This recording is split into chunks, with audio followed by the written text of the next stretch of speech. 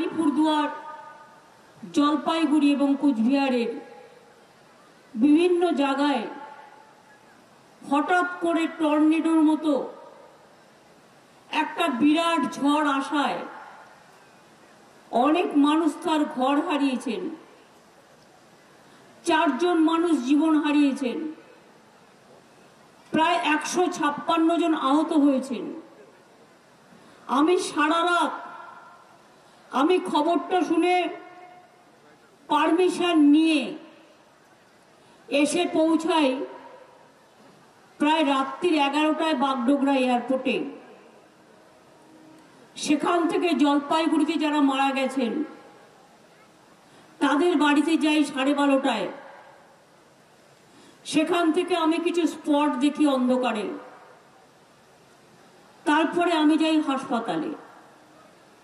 হাসপাতালে গিয়ে হাসপাতালে যারা আহত সবার সাথে দেখা করি, কথা বলি, এবং বাচ্চা থেকে মহিলা থেকে আমার ভাইয়েরা। এবং আমি একটা কথা বলবো, আমাদের প্রশাসন এবং ডাক্তার, জলপাইগুড়ি যে হসপিটাল আমাদের মাল্টি সুপার, প্রত্যেকটা চিকিৎসক, sister, junior doctor, senior doctor, staff, local মানুষজন, আমার সাথে অরূপও ছিল, নির্মল দাও ছিলেন, আলিপুরদুয়ারের এমএলএ সৌমেন কাঞ্জিলালও ছিল, সুমন কাঞ্জিলাল, জেলা পরিষদের সভাধিপতিও ছিল, মহিলা সভাধিপতিও ছিল, স্থানীয় ক্লাব, পরিবার পরিজন এবং সব মানুষেরা। তাদের প্রচেষ্টায় হয়তো অনেক মানুষের প্রাণ বেঁচে গিয়েছে। আমি ওখান থেকে রাত্রির বেলায় রাত 2টো নাগাদ বার্নিসে গিয়ে পৌঁছাই, যেখানে অ্যাকচুয়াল প্রায় 700 থেকে 1000 বাড়ি, একটা চিহ্ন নেই, এমন ভাবে ঝড়টা হয়েছে। সেখানে আমি রিলিফ ক্যাম্পে যাই, সবার সাথে দেখা করি। পরের দিন আমি আবার চলে যাই আলিপুরদুয়ারে, এবং আলিপুরদুয়ার জেলায় তাদেরও ঘর বাড়ি ভেঙে তছনছ হয়ে গেছে। আমি যে জায়গাটায় গিয়েছিলাম ওটা একদিকে আলিপুরদুয়ার আর একদিকে কুচবিহার।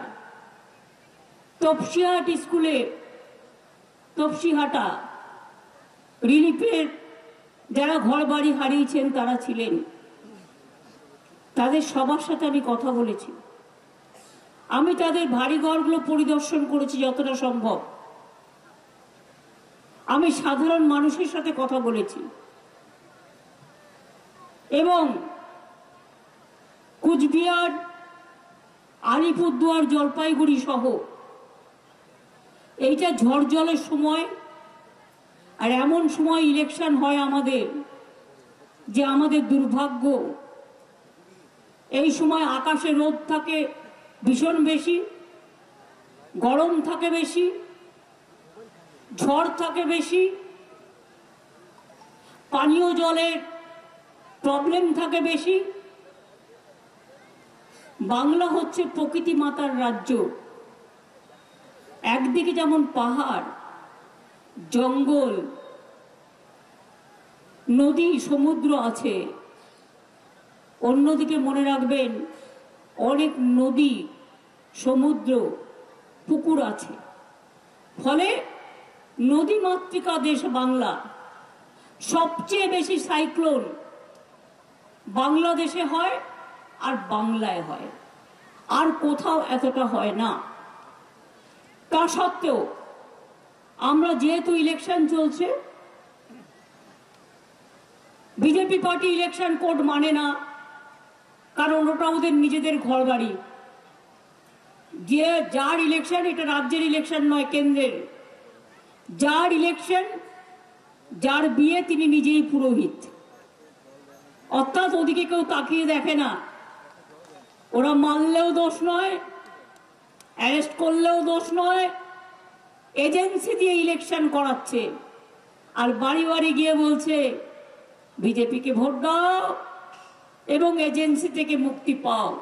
আমি বলি, যার বিরুদ্ধে এজেন্সি করবে করবে, কেউ মাথা নত করবেন না। তার কারণ ওদের শিক্ষা দেওয়ার প্রয়োজন আছে।